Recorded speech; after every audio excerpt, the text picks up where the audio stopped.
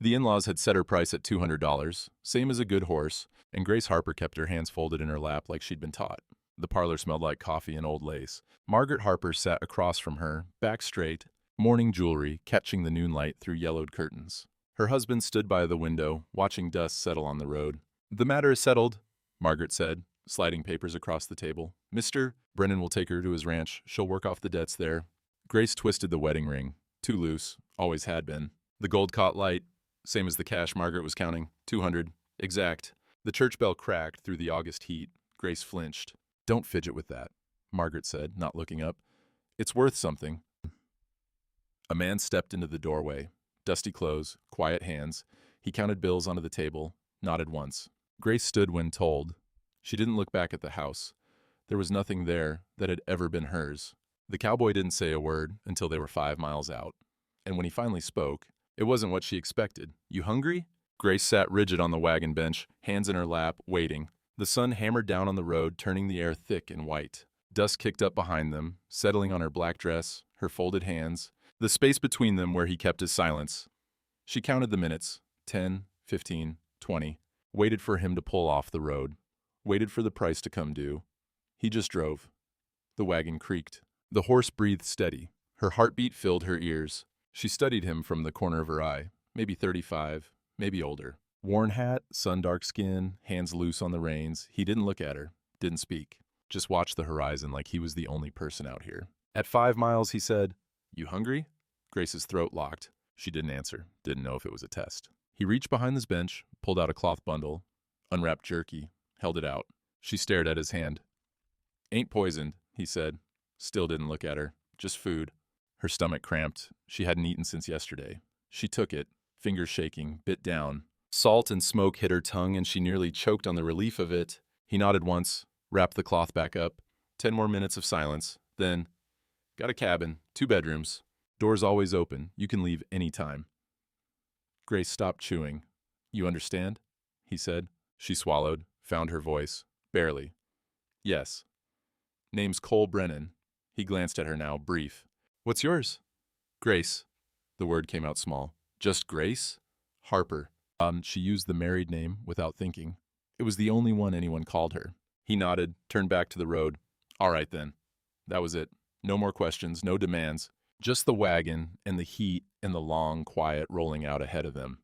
Grace's hands started to unclench. The cabin sat low against the land. Adobe and rough timber, wide porch facing west. Simple, clean, not like the Harper Ranch with its whitewashed wood and false grandeur. Cole pulled the wagon up, set the brake.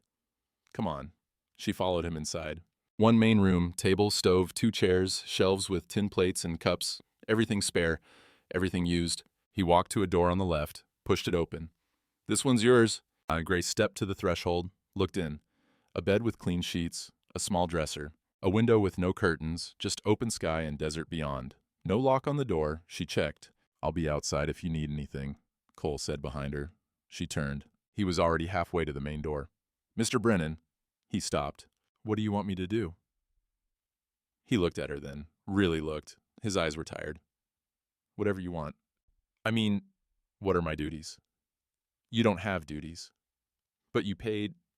"I paid, so they'd let you go." His voice stayed level, but something tightened in it. "That's all." Grace's breath caught. "I don't understand." "You don't have to." He put his hat back on. "Rest. Eat if you're hungry. There's a well out back and a privy past the corral." He walked out. Grace stood in the doorway of the room he'd called hers, heart pounding, waiting for the trap to spring. But he didn't come back. She heard his boots on the porch, heard him settle into a chair, heard the creak of wood, then his voice, soft, talking to someone. She moved to the window, careful, quiet. Cole stood by the corral fence, one hand on a chestnut mare's neck. The horse leaned into him, ears forward, easy. "I know," he said to the mare, voice gentle as anything. "I know you don't like strangers, but she's had a hard time. We're going to give her some space, let her settle." The horse snorted. "Yeah," Cole said. "Me too." He stood there a while, just him and the horse and the late sun turning everything gold. His shoulders curved in, not broken but bent under something heavy. Grace pressed her palm against the doorframe. She'd thought she was the one who needed saving. But watching him out there, talking to a horse like it was the only thing that understood him, she realized something that made her chest hurt. He was more alone than she'd ever been. She looked around the room again, the open window, the unlocked door, the bed that was hers if she wanted it. She could walk out right now. He'd said so. The door was open. Her feet didn't move. Not yet. She sat on the edge of the bed, felt the mattress give, real and solid beneath her. First bed in 6 months, that didn't belong to the Harpers. Outside, Cole's voice drifted through the window. "Gonna be all right, girl. Gonna be all right." Grace didn't know if he was talking to the horse or to himself. 3 days in, she still apologized every time she touched something, and Cole was starting to realize the in-laws hadn't just sold her, they'd erased her. Grace woke before dawn, like always, dressed in the dark, pinned her hair tight, stepped into the main room quiet as she could. Cole's door was still closed. She looked around. Dishes from last night, dust on the shelves, floor that hadn't seen a broom in weeks. Her hands moved before she thought about it. Cleaning was safe, useful. If she was useful, maybe he'd let her stay until she figured out where else to go. By the time the sun hit the windows, the cabin gleamed. Cole came out an hour later, stopped in the doorway, looked around. "You didn't have to do that." Grace's stomach tightened. "I'm sorry. I didn't mean I'm not mad." He walked to the stove, poured coffee. "Just saying you don't have to." "I don't mind." He turned, studied her. "That's not what I asked." Grace blinked, didn't understand the question. Cole sighed, took a sip. "You want coffee?" "If that's all right." "Grace." He set his cup down. "Stop asking permission to breathe." She nodded, hands folding automatically. "I'm sorry." And stop apologizing." Another nod. Silence. He poured her a cup anyway, slid it across the table. She took it, wrapped both hands around it, felt the heat seep into her palms. First coffee, in months, that someone gave her without asking for something back. The pattern held for days. She cleaned, cooked, tried to disappear into usefulness. He watched her like she was a puzzle he couldn't solve. Fourth evening, Cole tried to cook. Grace sat on the porch step, listening to pans clang and something burning. Smoke drifted out the door. "God damn it," he muttered. She stood, hesitated, more clanging. "Hell." Grace walked inside. Cole stood at the stove, glaring at a pan of what might have been beans but looked like coal. "I know it's bad," he said without turning. "You want to fix it?" She froze, waiting for the catch, the anger. He stepped aside. "Go on. I'm useless at this." Grace moved to the stove, looked at the wreckage, started over. He didn't leave, just leaned against the counter, watching. "Tom's mother did all the cooking?" he asked. "Yes." "She teach you?" "No." Grace kept her eyes on the pan. "I learned before. My mother, she's still around?" "Died when I was 12.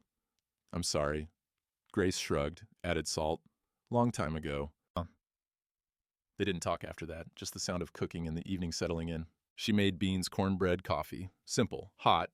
They ate on the porch, wood creaking, cicadas starting up, the sky going purple and orange. Cole ate steady, didn't complain, didn't praise.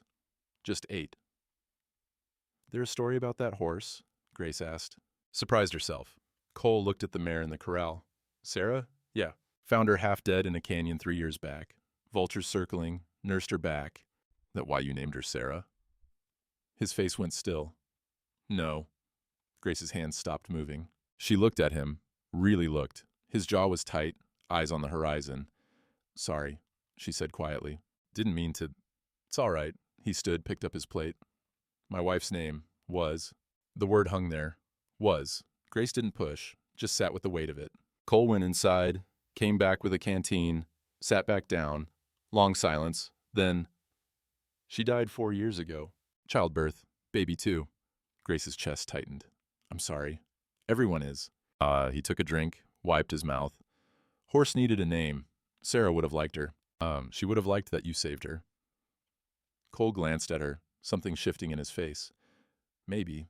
More silence. Comfortable now, almost. "You laugh much before all this?" he asked. Grace shook her head. "Not really." "Huh." He leaned back against the post. "Shame." That night, Grace couldn't sleep. Left the door open, listened to the dark, heard Cole moving around outside, boots on dirt. She got up, looked out the window. He stood by a small grave marker she hadn't noticed before, just rocks and a wooden cross behind the cabin. His hat was off, head bowed. His voice drifted through the night, quiet. "I know. I know you'd tell me to stop saving strays, but I can't help it. Can't save you, so I guess I gotta save everyone else." Pause. "This one's different, though. I don't know. Broken in a way that ain't her fault. In-laws did that. Sold her like livestock, and she thinks that's what she deserves. Grace's throat closed. I'm gonna help her, get her on her feet. Then she'll go, like the others. That's the deal. I help, they leave. Everyone's better off. Silence. Wind through the mesquite. I know what you'd say. That I can't fix everyone. That I couldn't fix you. His voice cracked. But maybe if I fix enough broken things, it'll stop hurting so much. Grace backed away from the window, sat on the edge of the bed, heart pounding. He wasn't keeping her. He was trying to heal something in himself by letting her go. She understood now. The open door, the patience, the space. He'd done this before. Saved women, given them freedom, watched them leave. And every time they left, he stayed alone, punishing himself. For Sarah, for the baby, for not being enough. Morning came soft. Grace made coffee, waited. Cole came in, saw her, nodded. Morning. Morning. She poured him a cup, set it down, didn't apologize. He noticed, she saw it in his eyes. Sleep all right? He asked. Yes. She sat across from him. Thank you for the room, for everything. Don't have to thank me. I know. She met his eyes. But I'm going to anyway. Something in him softened. Just a fraction. His shoulders dropped. They drank their coffee in silence. And for the first time in 3 days, Grace didn't apologize once. Running Bear showed up the way he always did, unannounced, with food, and questions Cole didn't want to answer. Grace sat on the porch in the morning cool, coffee going cold in her hands. She'd been staring at the ring for 5 minutes, turning it around her finger, watching it catch light. Too loose. Always had been. Tom's mother had picked it out. Never asked Grace's size, just guessed. Got it wrong. The door opened. Cole stepped out, his own cup steaming. He sat in the other chair, didn't speak right away, just looked out at the land coming awake. Soft pink sky, birds starting up, the mare nosing around the corral. You want to keep wearing that? He asked. Grace's hand stopped. She looked down at the ring, then at him. I don't know. That's all right. He sipped his coffee. Don't have to decide today. She pulled it off, felt strange, lighter, held it in her palm. This small circle of gold that was supposed to mean forever. Tom had slid it on her finger 2 years ago, his hands shaking, his mother watching to make sure he did it right. Grace had smiled, said yes, become Mrs. Harper, and disappeared. She looked at the ring now, at Cole beside her. What if I never decide? Then you never decide. She turned it over in her palm. That simple? Should be. Grace slid it back on, but didn't push it all the way down. It sat loose, spinning when she moved her hand. Not quite on, not quite off. Cole noticed, said nothing, just nodded once, like she'd done something right. An hour later, dust rose on the road. Cole stood, hand going to his hip out of habit, then relaxing. It's all right. That's Running Bear.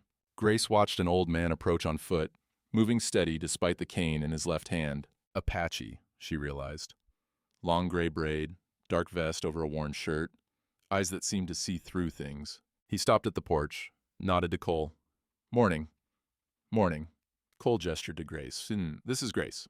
Grace, this is Chief Running Bear, neighbor. Lease some of my land for cattle. Running Bear looked at her, not unkind. I brought bread. He held up a cloth bundle. Grace stood, uncertain. Thank you, she managed. You have a safe place here, Running Bear said. Not a question. A statement. Grace didn't know how to respond. For how long? The words came out before she could stop them. Running Bear looked at Cole, then back. For as long as you need it. What if that's forever? Something passed between the two men. Some old argument, some old understanding. Then forever, Running Bear said. Cole's jaw tightened, but he didn't contradict. They ate together. Grace set out the bread, beans from last night, fresh coffee. Running Bear settled into a chair like he'd done it 100 times, probably had. Cole's shoulders loosened around him, his voice going quieter, almost easy. How's the herd? Cole asked. Good. Found 2 calves yesterday, strong. Water holding? For now. Running Bear tore off a piece of bread, chewed slowly, looked at Grace. You ride? Grace shook her head. Not anymore. Used to? A little, before. Cole leaned back. Her husband died. Horse kicked him. Running Bear's eyes stayed on Grace. The horse killed him, or bad luck killed him? Grace's throat tightened. Same thing. No, Running Bear said, gentle but firm. Not the same. It was exactly what Cole had said. Grace looked between them. Running Bear stood, gestured to Cole. They walked off toward the corral, voices low. Grace cleaned up, listening to the rumble of conversation she couldn't quite hear. Then Running Bear's voice, louder. She's not a stray horse, Cole. Silence. You can't just heal her and let her go. That's the whole point, Cole's voice, tight. She gets to choose. And what if she chooses you? Longer silence. Then, she won't. You afraid she will, or afraid she won't? Grace's hands stopped moving. She stood by the window, barely breathing. Cole walked away from Running Bear, toward the barn. Running Bear shook his head, looked back at the cabin, right at Grace in the window. He nodded once, like he'd meant for her to hear. Afternoon. Cole came back, found Grace on the porch. You want to learn to ride? He asked. Real riding, not just sitting. Grace's stomach dropped. I don't think. Sarah's gentle. Won't hurt you unless you hurt her first. Tom's horse killed him. Cole crouched in front of her, eyes level. I know, but that horse didn't kill him. Bad luck did. Random. Wrong place, wrong time. His voice was steady. You let one moment steal the rest of your life? Grace looked at the mare, Sarah, standing in the corral, tail swishing flies. I'm scared, she whispered. I know, gonna teach you anyway. He stood, held out his hand. Grace looked at it, rough palm, calloused, honest. She took it. The mare was warm, solid. Cole helped Grace mount, hands on her waist, brief and careful. Sit tall. Don't grip with your legs, that scares her. Just breathe. Grace's hands shook on the reins. I got her. Cole held the bridle. Walk slow.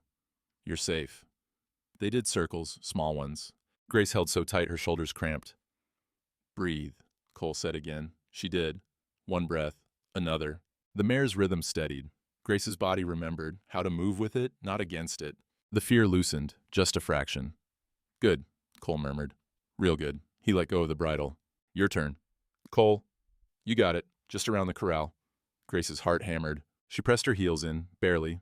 The mare moved. Slow, steady. Grace rose with the movement, fell with it, found the pattern. Wind touched her face. Sky opened up above her. She laughed, sudden, surprised, real. Cole stood in the center of the corral, watching.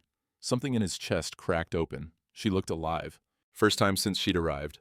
Color in her cheeks, smile, breaking through. Dangerous, a voice in his head whispered. You're hoping. He shoved it down. Grace circled back, pulled the mare to a stop, breathing hard, grinning. I did it. You did. She slid down, legs shaking, stood too close to him for a second, both of them caught. Thank you, she said quietly. Anytime. Behind them, Running Bear watched from his land. He looked at the horizon, dark clouds building in the distance, heat lightning flickering. Change is coming, he said to the wind. That evening, Grace sat on her bed, door open, turned the ring on her finger, looser now, almost falling off. Cole's voice drifted from the porch. He was talking to himself, or the horse, or Sarah's ghost. She laughed today. Real laugh. Didn't think I'd hear that. Pause. I know I can't keep her. That's not the deal. She'll get strong, figure out what she wants, then she'll leave, like Mary did, like Ruth, like all of them. Silence. But goddamn it, Sarah. What if I want her to stay? Grace's breath caught. She looked at the ring in her palm, at the open door, at the life she hadn't chosen, but was starting to want. And for the first time she thought, what if I stayed? Not because she had to, because she chose to. The thought terrified her. She found the receipt in his coat pocket while hanging it to dry, and the number, $200, hit her like a fist. The monsoon came on the 7th day. Grace woke to thunder rolling across the desert, the first drops already tapping the roof. She'd learned the routine by now. Coffee first, then start breakfast, check if Cole needed anything mended. Old habits dying slow, but dying. His coat hung by the door, soaked from checking the horses before dawn. She took it down to dry it properly, and something crinkled in the pocket. A piece of paper, folded small. She pulled it out, unfolded it. Receipt of payment, G. Harper, $200, paid in full. The words blurred. Came back sharp, $200. Same price Margaret had set. Same price as a good horse. Grace's hands started shaking. She read it again, like the words might change. They didn't. He'd bought her. Everything recontextualized in one sick rush. The open door, the patience, the kindness, the your choice repeated like a prayer.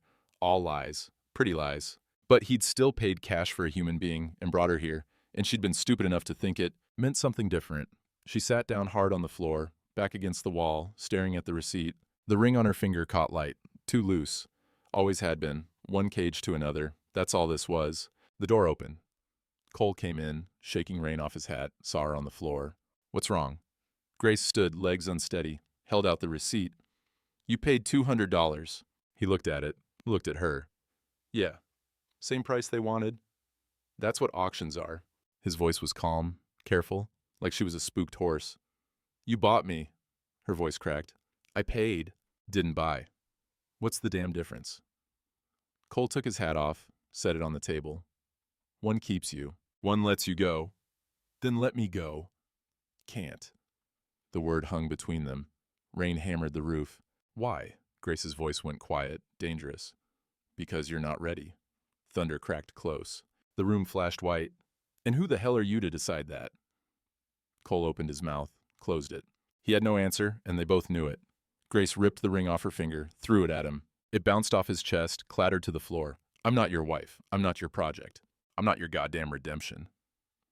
He bent down slow, picked up the ring, turned it over in his palm. Never said you were. Then what am I? I don't know. He looked at her, something breaking in his face. What do you want to be? Free. The word came out like a scream. Then go. He held out the ring. She stared at it, at him. Where? I got nowhere. No money, no name that's mine. You made sure of that. I didn't. You bought a person, Cole. Paid cash, $200. You're just like them. Her throat closed. You just smile while you do it. That's not... Isn't it? Tears came now, hot and furious. You save women, give them a room, make them feel safe? Then you let them go, and you get to feel like a good man, like you fixed something. She stepped closer. But you didn't ask what I wanted. You just decided. Same as Margaret. Same as my father. Same as every man who's ever owned me. Cole's jaw worked. I was trying to help. No, I didn't ask for your help. You were being sold like livestock. And you bought me. Grace's voice cracked. Don't you get it? You're the one who paid. You're the one who put a price on me. You made me worth $200 and a receipt. Silence. Rain filled it. Cole's hand tightened around the ring. I saved you. No, Grace shook her head. You bought yourself a chance to feel better about letting Sarah die. The words landed like a knife. Cole went still, completely still. Grace's breath caught. She'd gone too far, she knew it, but she couldn't stop. Every woman you save, she whispered. You get to let go, over and over. You get to choose the ending. Not like with Sarah, not like with the baby. Don't. His voice went flat. You didn't save me, Cole. You saved yourself. He looked at her for a long moment. Something in his eyes died. Get out. Grace grabbed her shawl, walked to the door. The ring, Cole said behind her. She turned. He held it out. Keep it. Throw it away. I don't care. She pushed the door open. I don't want anything from you. Rain hit her like a wall, cold, hard, immediate. She walked into it anyway, didn't look back. Cole stood in the doorway, watching her disappear into the storm. The ring sat in his palm, catching no light now, just a circle of dull gold. He closed his hand around it, went back inside, set it on the table, sat down in the dark. Outside, lightning split the sky. Thunder followed, counting the distance. The storm was right on top of them now. Grace walked until she couldn't see the cabin anymore, until the rain soaked through her dress, plastered her hair to her skull, filled her boots with mud. She stopped in the middle of nothing, just desert and rain and sky pressing down, bent over, hands on her knees, and screamed into the storm, everything she'd never said to her father, to Tom, to Margaret, to every person who'd decided what she was worth. The rain swallowed the sound. She straightened, wiping water from her face, and realized she had nowhere to go. Running Bear's land was east. Town was west, 10 miles, where the sheriff would side with the Harpers because law always sided with property rights. And Cole's cabin was north, where a man sat alone in the dark because she'd put a knife in the one wound that never healed. She'd told the truth, and the truth had destroyed the only safe place she'd had. Grace looked at her left hand, bare now, no ring, just a pale line where it used to be. Started walking. Not north, not east or west, just away. The rain kept falling. Grace walked until her feet bled, and when the sun set and she still had nowhere to go, she finally let herself remember the truth. She'd been relieved when Tom died. The rain stopped an hour after she left. Grace kept walking, east then south, then she didn't know anymore, just away. Boots squelching in mud, dress heavy with water, hair coming loose from its pins. The desert opened up around her, indifferent. Mesquite and creosote, rocks that looked the same in every direction. The sun came back brutal, steam rising from the ground. She walked past Running Bear's land, saw him standing by his cabin, watching. He didn't call out, didn't stop her, just watched, bearing witness the way he always did. Grace kept going. By the time the sun started to set, her feet were bleeding through her boots. She'd had nothing to eat since breakfast, nothing to drink since the coffee, before she found the receipt. Her tongue stuck to the roof of her mouth. She sat down on a flat rock, pulled off her boots. Blood soaked through her stockings. She peeled those off too, looked at the raw skin, the blisters broken open, served her right. She looked around, just desert and sky in the long shadows reaching east. No cabin, no town, no coal, nowhere to go. For the first time in her life, she was completely alone, not owned, not managed, not directed, just alone, and it was terrifying. Grace pulled her knees to her chest, wrapped her arms around them. The first tears came quiet, then harder, then she was sobbing into her skirt, whole body shaking with it. Not sad tears, rage tears. At her father for selling her the moment she bled. At Tom for being too weak to stand up to his mother. At Margaret for treating her like furniture. At Cole for making her hope and then being just another man with money and a deed. At herself, most of all, for accepting it, for surviving it, for never once saying no. The sky went purple, then black. Stars came out, too many to count. Grace had never seen this many stars. The Harpers Ranch had too many lamps. Cole's cabin sat in a valley. But out here, alone, the whole universe pressed down. She whispered into the dark, "I didn't love him." The words hung in the air. I tried. God, I tried. But I didn't love him. Saying it out loud made it real, made it unforgivable. She remembered the wedding. 2 years ago, spring, everybody in their Sunday best. Tom in a new suit his mother bought him. Grace in a white dress that wasn't hers, that Margaret had picked out, that fit too tight in the shoulders. Tom's hands had shaken, putting the ring on her finger. He'd looked at his mother when he said, "I do," like he needed permission. Grace had smiled, said yes, became Mrs. Harper, and felt nothing. She'd thought maybe love would come later. That's what her aunt had said. Love grows. So she'd waited, tried to be a good wife, cooked what Tom liked, wore what Margaret approved, kept the house clean, kept herself quiet. Tom was kind, never raised his hand, never his voice, treated her like something fragile, something that might break if he held too tight. He never asked what she wanted, never argued with his mother, never stood up when Margaret corrected Grace's cooking, her posture, the way she laughed too loud at dinner once. He'd just put his hand over Grace's gentle, "Mother knows best." And Grace had nodded, smiled, disappeared a little more. Their bedroom had been cold. Tom had come to her 3 times in 2 years, dutiful, apologetic, like he was sorry for wanting. Each time, Grace had lain still, waiting for it to be over, and thought about grocery lists or the garden or anything else. Margaret had asked once, pointed, if Grace was with child yet. "No, ma'am." "You're doing your duty?" "Yes, ma'am." Margaret's mouth had thinned. "Some women aren't built for bearing. My sister was that way. Useless." Grace had felt the words sink in. Useless. Then the accident. Tom had been checking a fence line, routine work. The horse spooked, snake maybe, or just bad luck. Kicked him in the head, he'd fallen, hit a rock. Doc Merrick said he never woke up.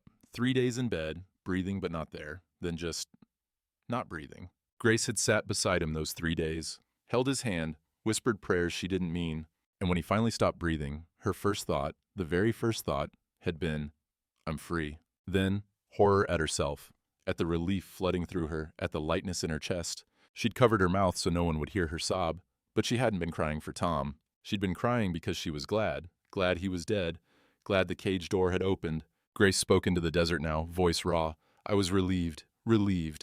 The stars didn't answer. "He was kind, and I didn't love him, and he died, and I was glad." What kind of person does that make me? Her hands fisted in her skirt. "I'm a terrible person. Terrible." She rocked forward, forehead on her knees.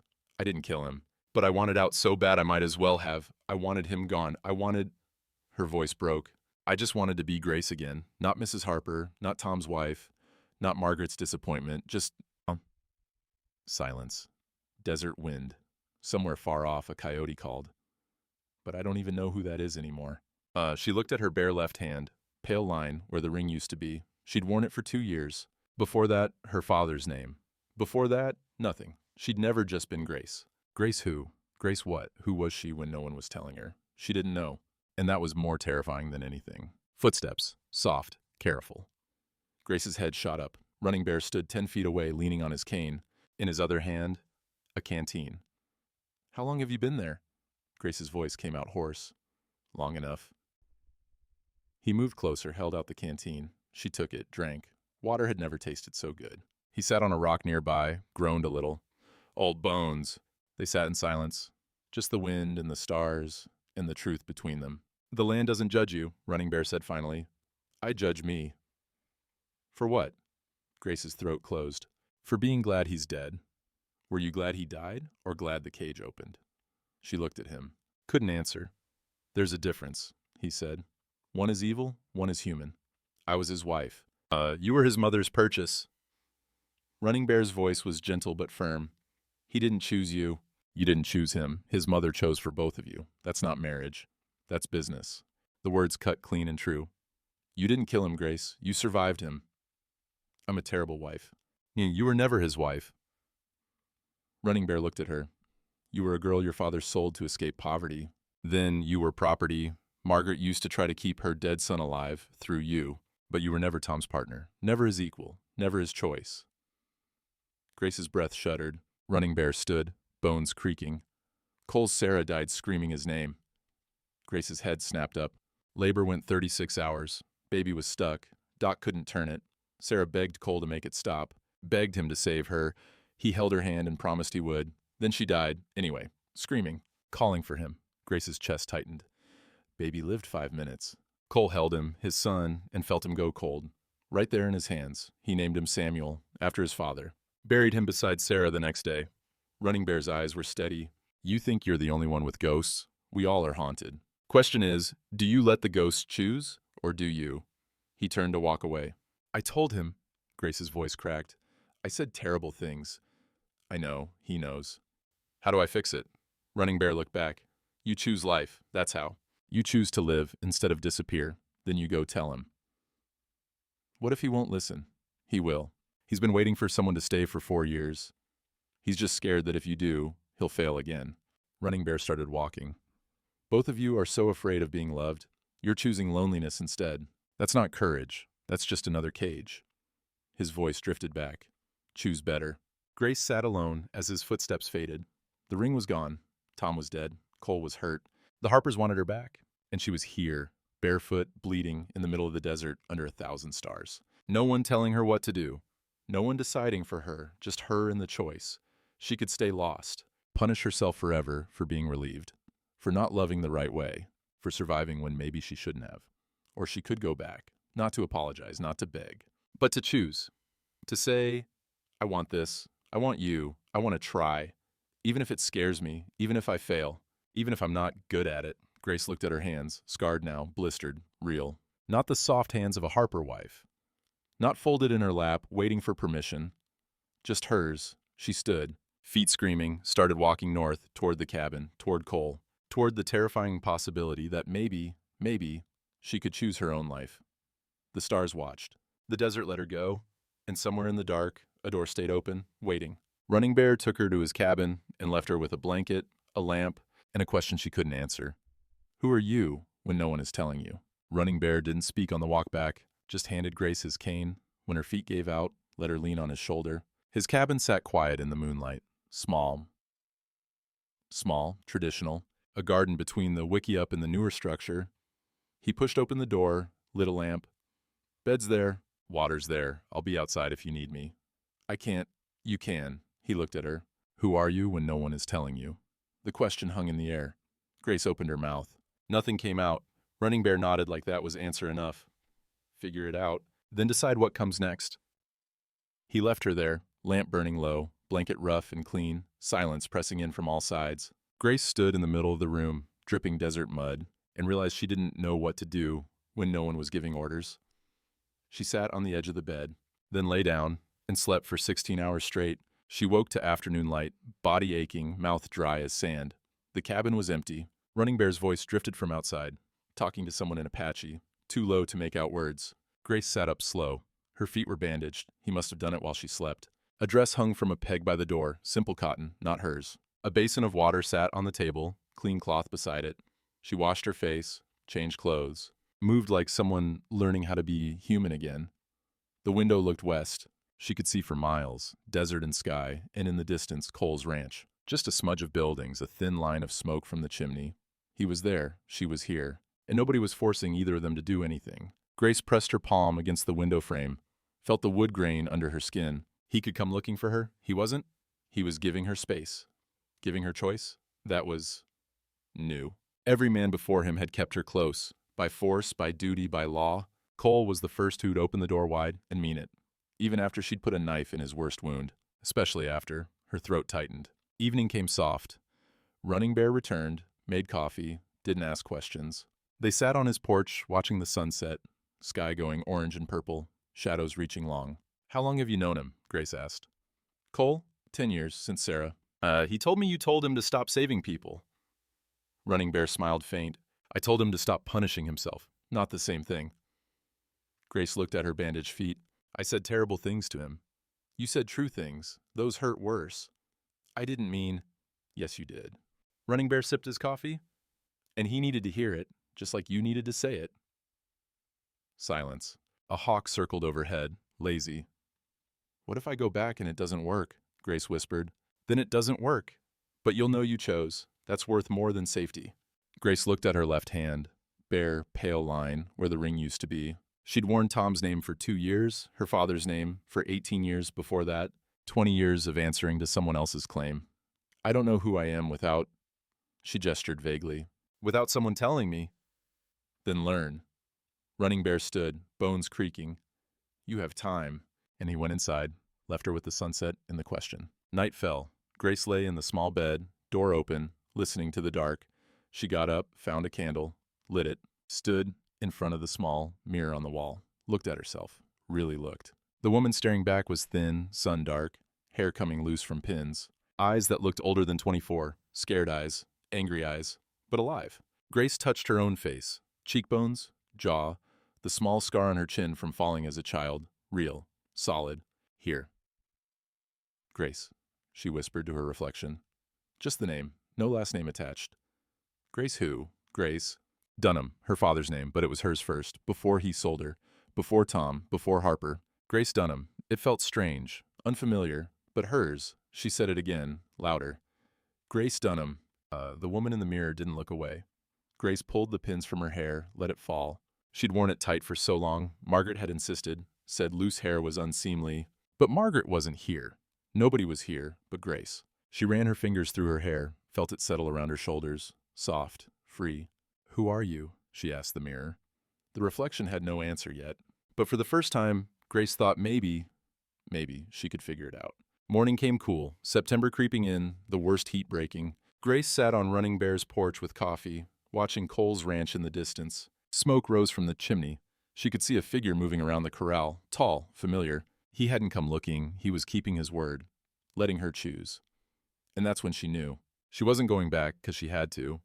Wasn't going back because she had nowhere else to go. She was going back because she wanted to see if want was even possible. If she could stand in front of him and say, I choose this, I choose you, but I choose me first. If that would be enough. If she would be enough. The thought terrified her. But staying here, safe, hidden, never trying, that was just another cage. Running Bear was right about that. Grace stood, looked at her reflection in the window, hair down, borrowed dress, bandaged feet, bare hand. Not Mrs. Harper, not anyone's property, just Grace, learning how to choose. She turned toward Cole's cabin, visible in the distance. The door was probably still open, it always was. But before she could get there, before she could choose him, she had to choose herself. Grace closed her eyes, took a breath, opened them. All right, she whispered to the wind. All right. Tomorrow she'd go back. Tonight she'd be here, alone, figuring out who Grace Dunham was when nobody was watching. It was terrifying. It was necessary. It was hers. Grace was halfway back to Cole's ranch when she saw the dust cloud on the road and knew, with sick certainty, that the Harpers had come to take her back. Morning came cool and clear. Grace stood on Running Bear's porch at dawn, bare feet bandaged, borrowed dress clean, hair still down around her shoulders. She could see Cole's cabin in the distance, smoke rising from the chimney, horses moving in the corral. He was up, going through his day, not looking for her, trusting her to choose. I'm going back, she said. Running Bear nodded from the doorway. I know. Not because I have to. I know that too. Grace looked at her bare hand, pale line where the ring used to be. What if I'm not ready? Nobody's ever ready. Running Bear handed her his canteen. You go anyway. She took it, started walking. The desert stretched out gold and wide, September light turning everything soft. Her feet hurt, but she kept moving. One step, then another, choosing the direction for the first time in her life. Cole's cabin got closer. She could make out details now. The porch where they'd drunk coffee, the corral where she'd learned to ride, the window of the room he'd given her. Her chest tightened. What would she say? I'm sorry felt too small. I was wrong felt too simple. The truth was bigger and messier, and she didn't have words for it yet. Maybe she'd just say, I came back. That has to mean something. She was a quarter mile out when she saw it. dust rising on the main road from the west. Not one horse, several. A wagon, matched horses, the kind rich people drove. Grace's heart stopped. She knew that wagon. The Harpers, her feet froze. Every instinct screamed run, east to Running Bears, south to the desert, anywhere but here. But she'd spent her whole life running from choices that scared her. Grace kept walking, toward the cabin, toward Cole, toward the dust cloud bringing her past to meet her present. Her hands weren't folded anymore. They hung open at her sides. She was done disappearing. The wagon pulled up to Cole's ranch same time Grace reached the property line. Margaret sat straight-backed in the seat, her husband beside her, Sheriff Dawes on horseback behind them, looking uncomfortable as hell. They saw her. Margaret's face went hard. There, Margaret said, pointing. There she is. Grace stopped 20 feet from the cabin. Cole came out onto the porch, coffee cup in hand. Saw her. Saw them. Something passed between Grace and Cole, silent, electric. He set the cup down, came down the steps, stood beside her, not in front, beside. The sheriff dismounted, hat in hands. "Ma'am, Mrs. Harper." "Miss Dunham," Grace said. Her voice didn't shake. Margaret's mouth thinned. "You're still legally Mrs. Harper until the estate is settled. The estate can settle without me. That's not how territorial law works." Margaret pulled papers from her bag. "Sheriff, please explain." Dawes shifted his weight, miserable. "Grace." "Miss, the law says widows with outstanding marital debts can be bonded to the estate for labor until debts are cleared. It's legal. It's slavery," Cole said, voice flat. "It's law," Margaret countered.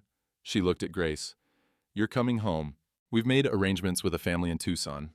You'll work for them until Tom's debts are satisfied." "I'm not going," Grace's voice carried across the yard.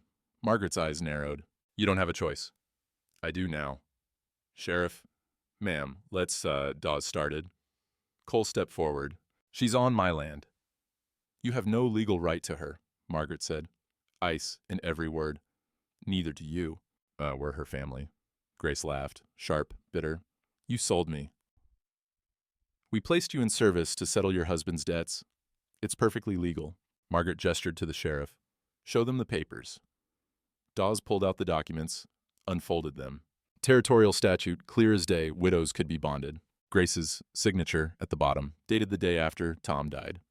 She'd signed because Margaret told her to, because she didn't know she could say no.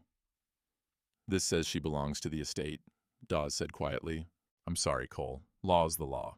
Cole looked at Grace. Silent question in his eyes. "What do you want?" Grace straightened. "I'm not going with them." "Then we'll have you arrested for, Margaret began. "Wait." Cole held up a hand. He went into the cabin. Came back 30 seconds later with a folded paper, handed it to Grace. "What is this?" she asked. "Deed to this ranch." His voice was steady. "Sign it." Grace unfolded it, stared. Her name was already written in, Grace Dunham, sole owner. "I don't understand." Cole pulled a pencil from his pocket. "Sign here. Makes you the owner, makes me the hired hand."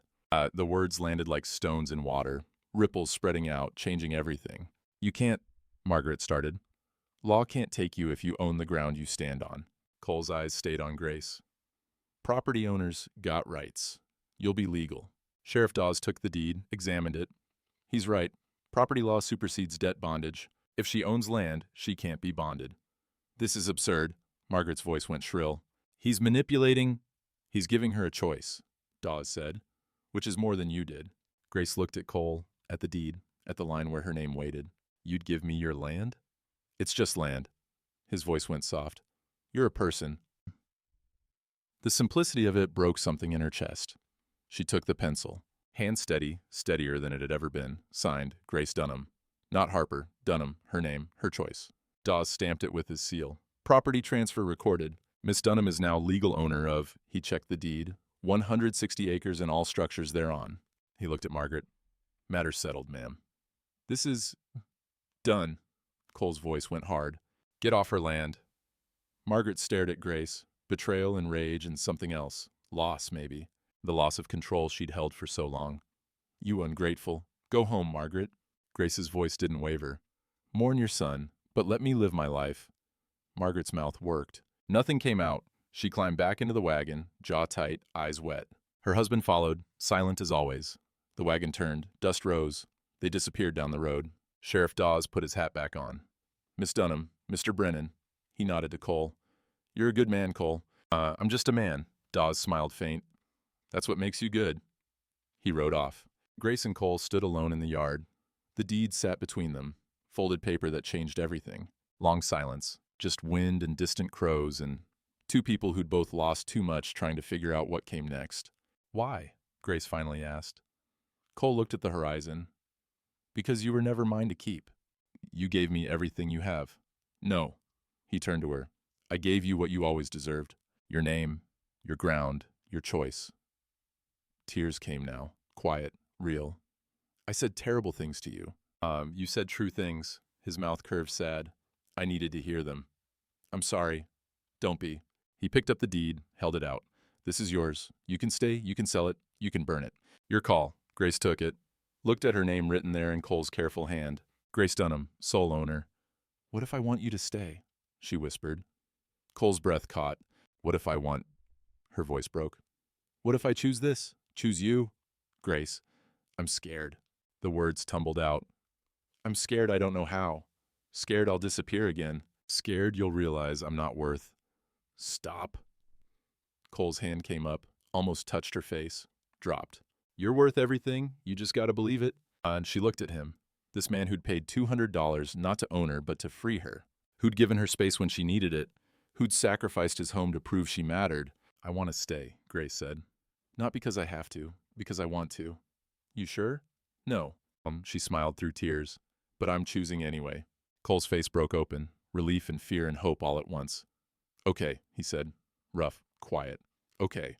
They stood in the September sun, two broken people choosing each other, choosing risk, choosing the terrifying possibility that maybe, healing was real. The deed sat in Grace's hands. Her land, her name, her life. Finally hers. The morning bell rang 6 times and Grace was still free. She woke before dawn in the room that was hers, legally now, on paper, in a way that couldn't be taken back. The deed sat on the dresser, folded, her name visible. Grace Dunham. Cole had slept on the porch. She'd heard him out there through the night, turning over on the rough boards, not complaining, giving her space even though the cabin was half his. No, not his anymore, hers. The thought still felt strange. Grace dressed, pinned her hair up halfway, left some down, compromise. She made coffee, stood in the doorway watching the sky go from black to purple to pink. Cole stirred, sat up, saw her. Something passed between them, awkward, careful, new. Morning, he said. Morning. She held up the pot. Coffee? Please. They sat on the porch steps side by side, not touching, sipping from tin cups as the sun broke the horizon. The church bell in town rang 6 times, distant and clear. Grace didn't flinch. I need to do something, she said after a while. Cole looked at her, waited. Will you come with me? Where to? Just out there. She gestured toward the field where the young mesquite tree grew, the one he'd planted for Sarah. All right. They walked in silence, boots crunching dry grass. Grace carried something wrapped in cloth. She'd found it on Cole's table that first morning back, the ring sitting there like an accusation. She'd taken it, held on to it, not sure what to do. Now she knew. The mesquite tree stood small but strong, leaves whispering in the breeze. Cole had planted it the year Sarah died. 4 years of growing, surviving, reaching toward light. Grace knelt beside it. Cole stood back, witness, giving her the moment. She unwrapped the cloth, the ring, and wildflowers she'd picked at dawn. Desert marigold, purple sage, bright against the gold. I don't hate him, Grace said quietly. Tom, I don't hate him anymore. Cole said nothing, just listened. He was kind. He tried. It wasn't his fault his mother raised him weak. Wasn't his fault I didn't love him.